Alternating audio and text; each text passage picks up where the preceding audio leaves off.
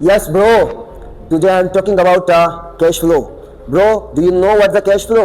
I know you don't know what's the cash flow, but today I'm going to tell you what's the cash flow. But you will listen very carefully because it's a very important topic of your life. Bro, cash flow का मतलब होता है कि पैसों का आना और जाना। आपको सिंपल वर्ड्सों में बताऊं, मनी मूवमेंट। जब पैसा आपके अकाउंट में आपके जेब में आता है तो वो कैश इनफ्लो हो जाता है, और जब आपके किसी भी मकसद से वो खर्च हो जाता है तो वो कैश आउटफ्लो हो जाता है। और इसमें दो किस्म के लोग होते हैं, जो कैश इनफ्लो में नेगेटिव होते हैं और जो कैश इनफ्लो में पॉजिटिव होते हैं। तो ब्रो, कैश इनफ्लो में पॉजिटिव तब होते हैं, या आपको एक एग्जांपल देता हूं मैं। आप अगर किसी फैक्ट्री में या शॉप में काम कर रहे हो, एम्प्लॉय हो, या आप अपना भी कोई बिजनेस कर रहे हो, तो वो जो इनकम आपको आता है, कैश इनफ्लो आता है, तो वो अगर आपका एग्जांपल देता हूं 20,000 है और आपका मंथली खर्चा 15,000 हो रहा है, तो वो आपका पॉजिटिव में चला जाता है। जो आपको इनकम बच रहा है तो वो आपका नेट कैश फ्लो हो जाता है और आप पॉजिटिव में चल रहे हो, क्योंकि आपको 5,000 रुपए सेफ बच रहे हैं, कैश नेट इनफ्लो।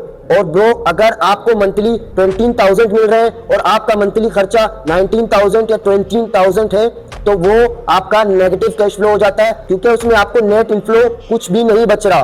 तो ब्रो, आप नेगेटिव में आ जाते हो। सो ब्रो, आपको इसका मतलब है अपने नेट इनफ्लो में काम करना पड़ेगा। आपको देखना पड़ेगा कि आप कहां कहां मिस्टेक्स कर रहे हो, कहां कहां से सेविंग कर सकते हो, और किस तरह से आप नेगेटिव कैश फ्लो से पॉजिटिव कैश फ्लो में जा सकते हो। और ब्रो, आपको मैं बता दूं कि ये कैश इनफ्लो को जो भी इग्नोर करता है अपने लाइफ में, वो हमेशा लॉस में चला जाता है। 10 साल बाद, 15 साल बाद जब वो अपने बिजनेस को या अपने लाइफ को देखेगा, तो उसने सिर्फ और सिर्फ अपने लाइफ को वेस्ट किया होगा। बिकॉज कैश इनफ्लो बहुत ही इंपॉर्टेंट है हमारे लाइफ में, जो कि बहुत ही इंपॉर्टेंट एक रोल अदा करता है, जिसको लोग इग्नोर करते हैं। अगर आप अपने हिसाब लगा लो मंथली कैश फ्लो में, तो वो आपका नेगेटिव ही जाएगा, क्योंकि आज तक आपने कैश इनफ्लो देखा ही नहीं है, आपको किसी ने समझाया ही नहीं है। ब्रो, आज मैं आपको बताने वाला हूं आप किस तरह से नेगेटिव कैश फ्लो से पॉजिटिव कैश फ्लो में आ सकते हो। सो ब्रो, हमारे लाइफ का सबसे बड़ा रीजन ये है कि हम जिस कैटेगरी में फंसे हुए हैं उसी कैटेगरी से बाहर नहीं निकलते, बस जिंदगी भर उसमें गुजार देते हैं। मैं आपको बताता चलूं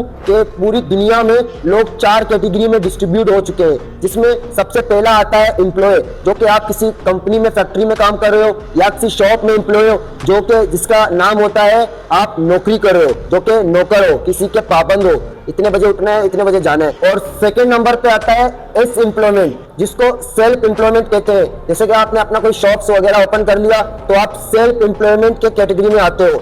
और थर्ड नंबर पे आता है बिजनेसमैन, जैसे कि आपने कोई अपना ई कॉमर्स का बिजनेस स्टार्ट कर दिया, या अपना जैसे कि शेल कंपनी हो गया, या आपका कोई भी जो है ना पेट्रोल पंप हो गया, या आपका कोई भी जो है ना बड़े